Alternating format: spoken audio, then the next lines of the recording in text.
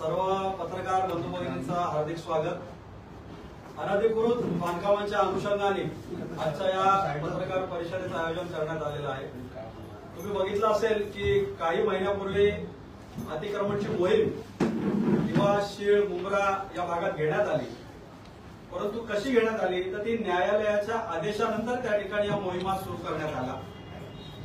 या मोहिमेअंतर्गत जी बांधकामं निष्कासित करण्यात आली त्यातली बहुसंख्य बांधकामं ही अर्धवट निष्कासित करण्यात आली।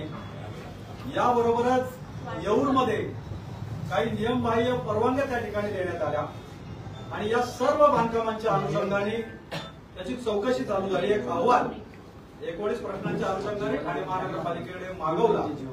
त्या अनुषंगाने वृत्तपत्रांमध्ये बातम्या आल्या की महापालिकेच्या अधिकाऱ्यांमध्ये भीतीचं वातावरण आहे, परंतु अशी एक घटना ठाणे महानगरपालिकेमध्ये घडली की जे कोणी भ्रष्टाचार करणारे अधिकारी होते त्यांनी दाखवून दिलं की आम्ही कुठल्याही कायद्याला भीत नाही, कुठल्याही कायद्याचा धाक त्या ठिकाणी आम्हाला नाहीये। आणि पाटोळेसारखा ज्याच्याकडे अतिक्रमण विभागाच्या उपायुक्त पदाचा कारभार धुरा ज्याच्या हातामध्ये होती त्याला 25 लाखाची लाच स्वीकारताना त्या ठिकाणी पकडण्यात आलं। त्या अटकेच्या अनुषंगाने पण अनेक प्रश्न आहेत की तपास जर तो मुंबई एसीपीकडे होता तर तो ठाणे एसीपीकडे कसा काय सोपवण्यात आला? पाटोळेच्या या वसुल्या ज्या चालू होत्या त्या कोणासाठी त्या चालू होत्या, कोणाकोणाचे हात त्या भ्रष्टाचारामध्ये बरबटलेले आहेत, ती चौकशी सुद्धा निष्पक्षपातीपणे होत नसल्याबाबत नाराजी ही कोर्टाने त्या ठिकाणी व्यक्त केली होती। परत जी अनधिकृत बांधकाम आहेत, जर अनधिकृत बांधकामांची शास्ती सुद्धा त्या ठिकाणी माफ करण्यात आली होती। अशा अनेक प्रश्नांच्या अनुषंगाने आजच्या या पत्रकार परिषदेचं आयोजन करण्यात आलेलं आहे। आजच्या या पत्रकार परिषदेला माझे सहप्रवक्ते इंदुराव गळवे, आमचे ज्येष्ठ नेते भालचंद्र महाडिक, आमचे कार्यालयीन सरचिटणीस महेंद्र म्हात्रे, आमचे सेवा दलाचे अध्यक्ष रवींद्र कोळी, आमचे ज्येष्ठ नेते मेहरोलजी, अनंत सावंत, प्रसाद पाटील या ठिकाणी उपस्थित आहेत। मी ठाणे काँग्रेसचे अध्यक्ष विक्रांत चव्हाण यांना विनंती करतो की त्यांनी पत्रकारांशी संवाद साधावा।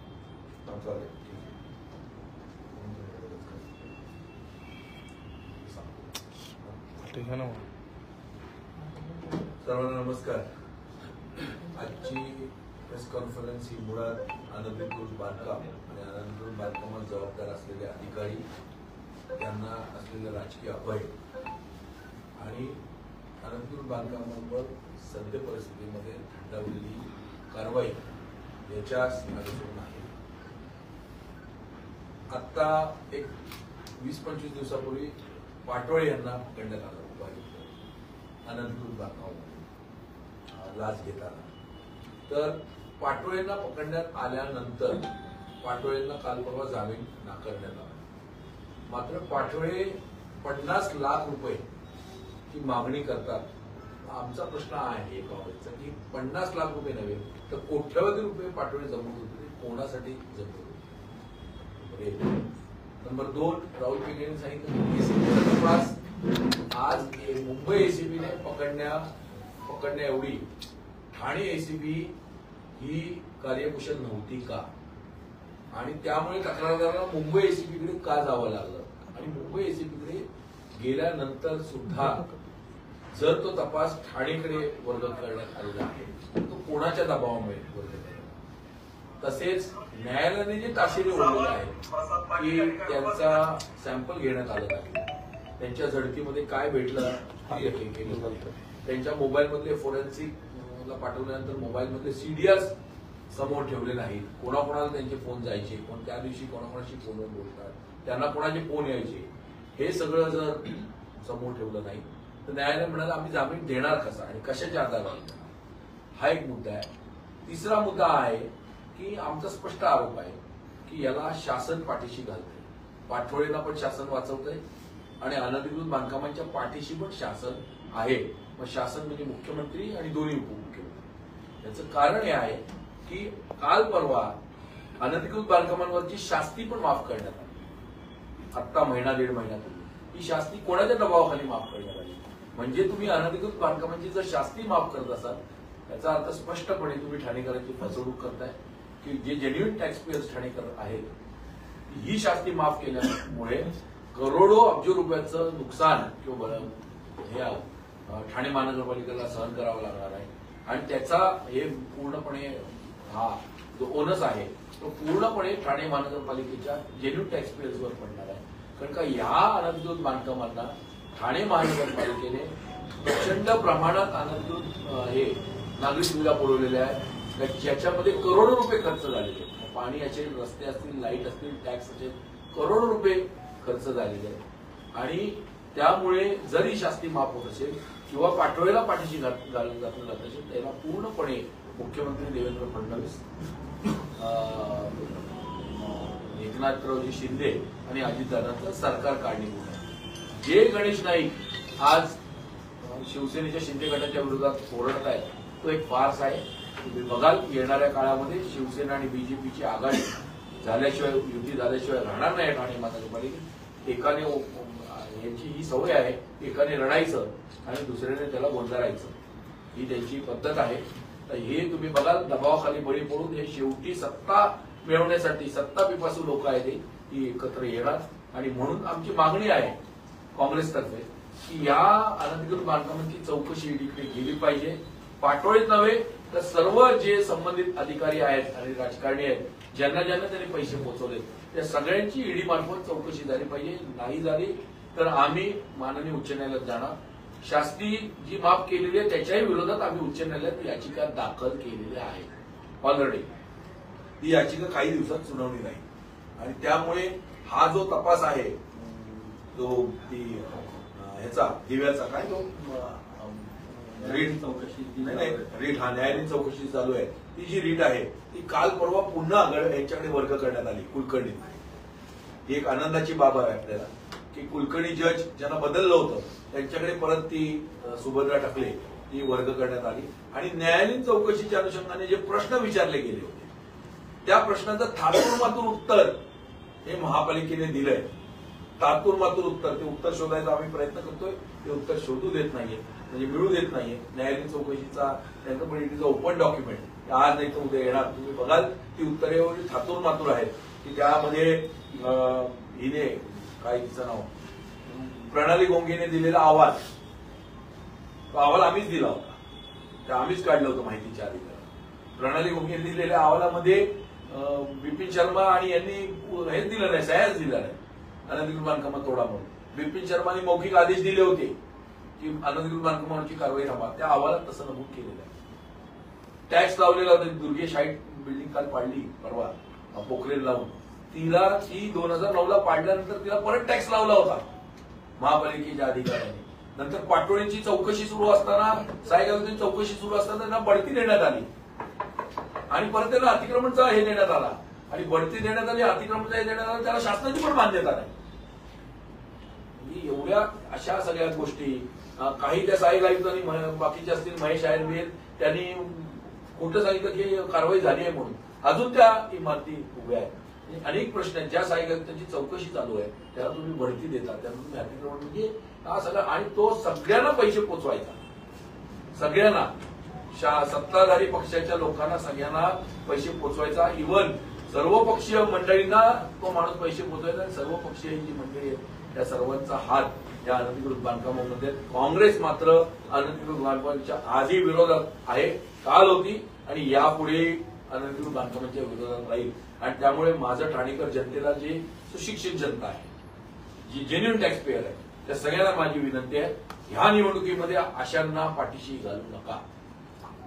अनधिकृत बांधकामांना जे पाठीशी घालतायत आणि ठाण्यावरचा जो बोजा वाढवतायत, ठाण्याचं जे चांगल्या ठाण्याची वाट लावतायत, माझ्या शहराची वाट कोणी लावली तर यांनी लावली, असा जो प्रश्न सामान्य जनतेच्या मनात आहे. वाहतूक कोंडीचा विषय झालेला आहे, घनकचरा व्यवस्थापनाचा विषय झालेला आहे, पाण्याचा विषय झालेला अनधिकृत बांधकामांमुळेच होतोय. रोज पुणे लाखो करोडो रुपये त्या अनधिकृत बांधकामांवर खर्च केले जात आहेत आज अनधिकृत बांधकामं तोडायला जो न्यायालयाने प्रश्न विचारलाय, अनधिकृत बांधकामं तोडायला जो केलेला खर्च कोट्यवधी रुपयाचा, जो 100-150 रुपये खर्च केले अनधिकृत बांधकाम तोडायला, तो खर्च कोणाकडनं वसूल केला का आणि नसेल केला तर कुठल्या अधिकाऱ्याची जबाबदारी? तुम्ही ते प्रश्न 19 प्रश्न वाचा. त्यातले जे बहुतांश प्रश्न त्याची जबानी आम्ही स्वतः दिलेले, काँग्रेसने त्याच्यात सहभाग घेतलेला आहे आणि आम्ही ते हे केले आणि त्यामुळे काँग्रेस पूर्णपणे पाठीशी अनधिकृत बांधकाम धारकांच्या पूर्णपणे विरोधात आहे. आणि म्हणून सामान्य येऊरची बांधकाम, येऊरला तुम्ही का मान्यता दिली? आजही शहर विकास येऊरला मान्य आणि येऊरला कोणाचे बघले आणि का येऊरची बांधकामं तोडत नाही? एकीकडे फार्स करतात, आमदार बिमदार जाऊन फार्स करतात, दाखवतात. आम्ही पूर्णपणे विरोध आणि आम्ही तडीच नेणार. येऊरची ही सगळी बांधकामं जमीनदोस्त झाली पाहिजे. पर्यावरणाचा जो ऱ्हास होतोय तिथे, सामान्य जनतेला जो त्रास होतोय तिथे वॉकिंग करायला आणि ह्याला, आणि पाणी आणि वीज पुरवठा, जर मी लोकायुक्तांकडे तक्रार केलेली होती, ती माझी तक्रार होती लोकायुक्तांकडे, आणि लोकायुक्तांनी सांगितलं होतं आणि यांनी कबूल केलं होतं बिपिन शर्मा आणि लोकायुक्तांकडे बुडपुलेने की आम्ही यापुढे, म्हणजे बरोबर 20 साली कबूल केलं होतं, 21 साली, की आम्ही यापुढे पाणी देणार नाही. मग 21 ते 25 पर्यंत पाणी बुडपुले आणि बिपिन शर्मा यांनी का दिलं पाणी आणि वीज? का तुम्ही वीज याला पत्र नाही दिलं विद्युत पुरवठ्याला? अजूनही अनधिकृत बांधकामाला विद्युत पुरवठा आणि पाणी दिलं जाते. का दिलं जातं? तर थांबला असेल 15-20 दिवस, कारण का पाटोळ्यावर हे झाला म्हणून. आणि पाटोळ्यावरती ट्रॅप पद्धतशीरपणे लागला. तुम्हाला सांगतो, पाटोळे बरेच दिवस रडारमध्ये होता आमच्या, बरेच दिवस खोटं बोलायचा, गोड बोलायचा, रोज बंगल्यावर जाऊन पाया पडायचा. त्याला वाटायचं आम्ही वेडे आहोत. ऐकलं का? वेडे नाही, काँग्रेस हुशार आहे आणि त्यामुळे काँग्रेसचा कार्यकर्ता, प्रत्येक कार्यकर्ता अनधिकृत बांधकामांच्या विरोधात आणि या भ्रष्टाचाराच्या विरोधात नेटाने लढणार यापुढे. साहेब तुम्ही बोलता आणि आम्हाला, आणि आमची एक महत्वाची आणखीन एक मागणी आहे की पाटोळीला बडतर्फ करायचा. पाटोळीला जर कामावर घेतला तर याद राखा, तुमच्या तोंडाला येऊन काय फसवू अधिकाऱ्यांच्या, सोडणार नाही. गुन्हा दाखल झाला तर तुमच्या घराखाली उभे राहू. जो कोणी पाटोळीची फाईल पहिली पुटअप करेल, मग गोदापुरी असेल, गुंडप असेल, कोणी असेल, ऍडिशनल कमिशनर असेल, त्यांच्या तोंडाला काळा फसल्याशिवाय काँग्रेसचे कार्यकर्ते आणि काँग्रेसच्या महिला काँग्रेसच्या कार्यकर्ते राहणार नाहीत. पाटोळे हा बडतर्फ झालाच पाहिजे. साहेब 12 ते 15 दिवस झाले या घटनेला, आजच भूमिका का मांडते ठाणे काँग्रेस? म्हणजे आज एवढा लेट उशीर कसा झाला? आमचे राहुल पिंगळे बोलत होते ना, प्रवक्ते राहुल पिंगळेंनी मांडली म्हणजे आम्ही मांडली ना. न्यायालयाच्या निर्णयाचा वाट बघत होतो ना आम्ही. न्यायालयाच्या निर्णयाचा वाट बघत होतो. न्यायालयाने आज पहिल्यांदा एसीबी मध्ये पहिल्यांदा जामीन फेटाळलाय.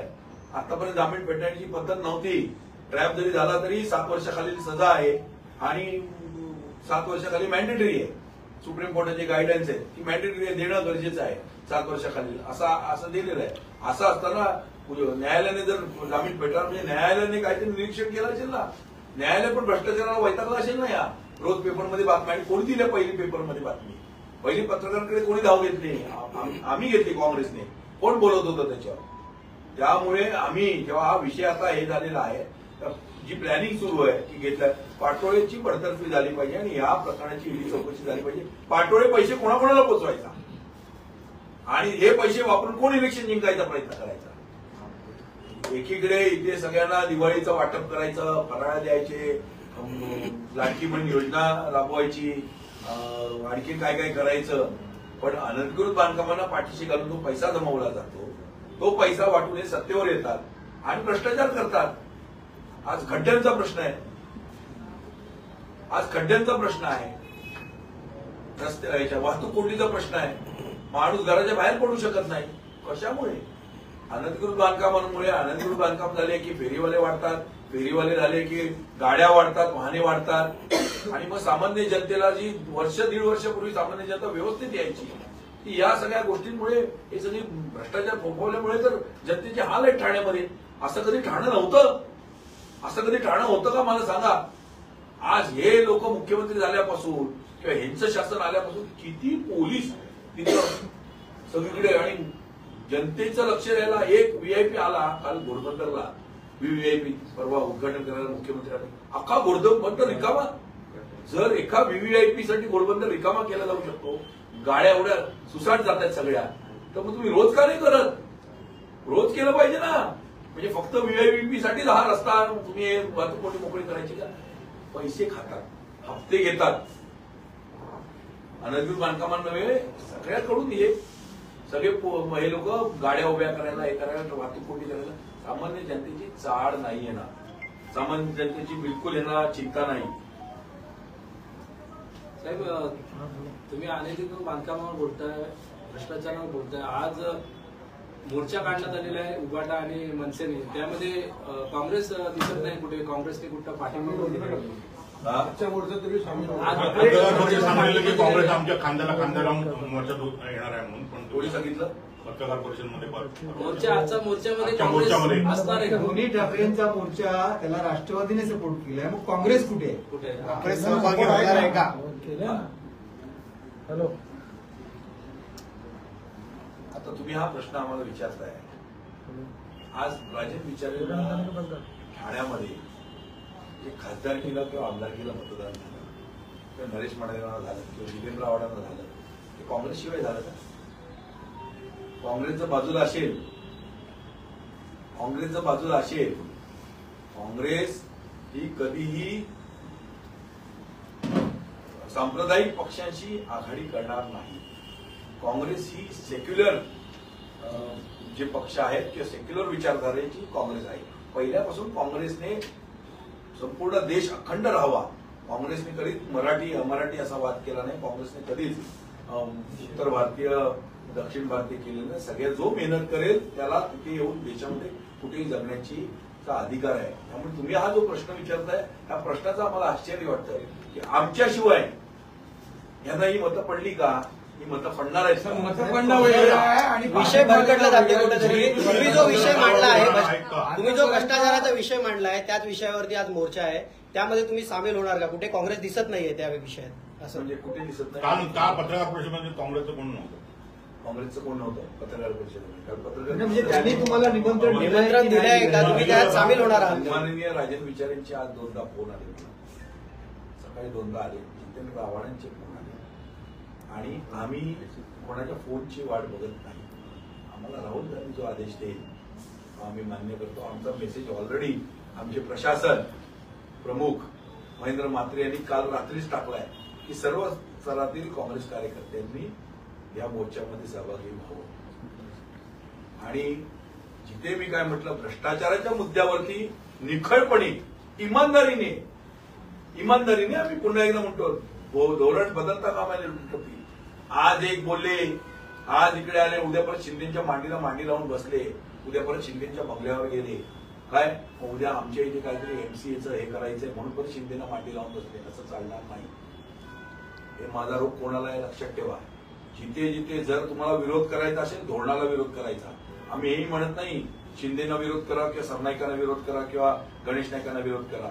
समविचारी पक्ष जेव्हा एकत्र येतात आणि नशीब की यांना बेटर लेट देन नेव्हर उलगडलं की काँग्रेसला बरोबर घेतल्याशिवाय पर्याय नाही. आणि आपण सगळे जण एकत्र येऊन या भ्रष्टाचाराच्या विरोधात लढाई दिली पाहिजे इंडिया अलायन्सच्या माध्यमातून. आणि काँग्रेसचं पहिल्यापासून धोरण आहे. त्यामुळे यांच्या दुटप्पी धोरणाला आमचा पाठिंबा नाही. भ्रष्टाचाराच्या विरोधात जेव्हा जेव्हा आवाज उठवतील आणि यांनी यांचं धोरण ठरवावं की हे नक्की बीजेपी, शिंदे गट आणि अजितदादाच्या विरोधात आहेत की नाही.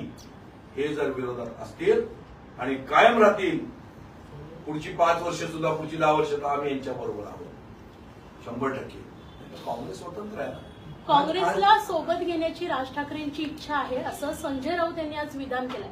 कसं बघा, मी एवढा मोठा नाही. राज ठाकरे आणि संजय राऊत किंवा हे, मी राहुल गांधीचा सैनिक आहे आणि मी ठाणे काँग्रेसचा अध्यक्ष आहे.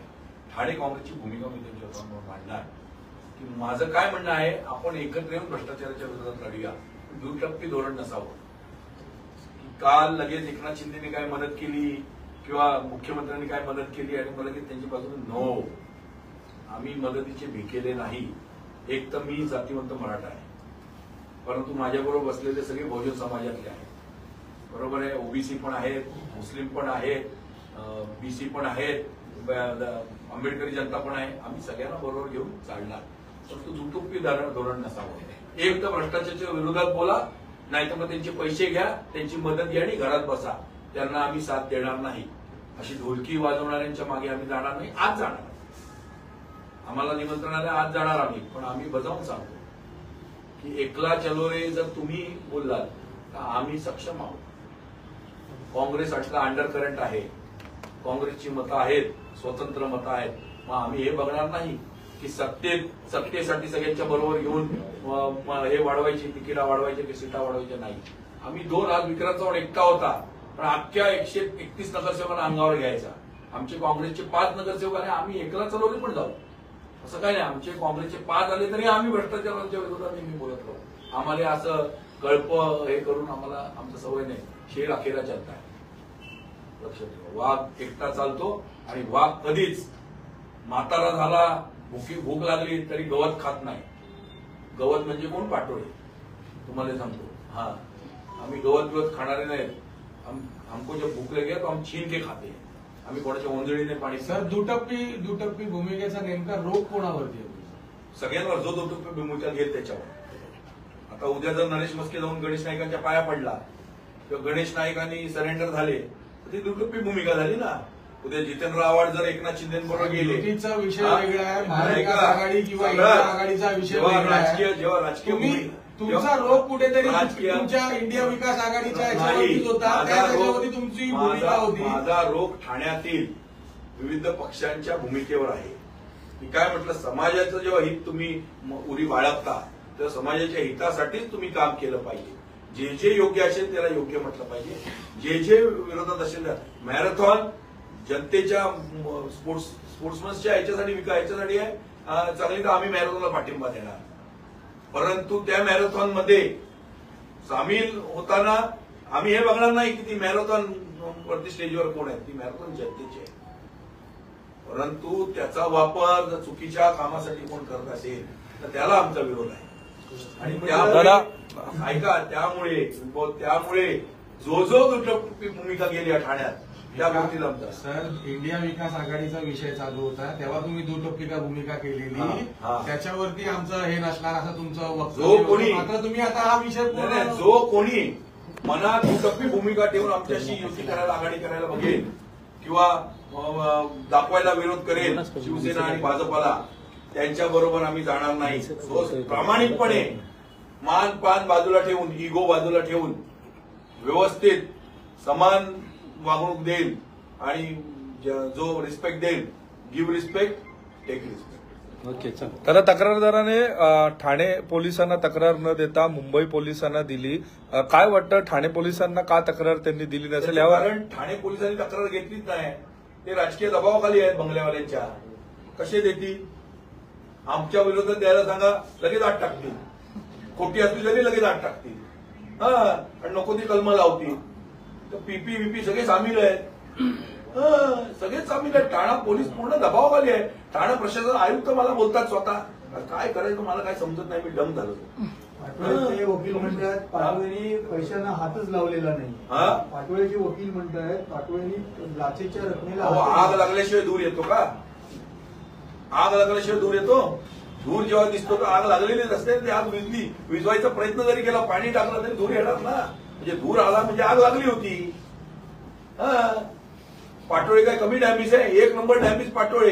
पाटोळे नव्हे, सगळे अधिकारी जेवढे होते मागचे सगळेच अधिकारी.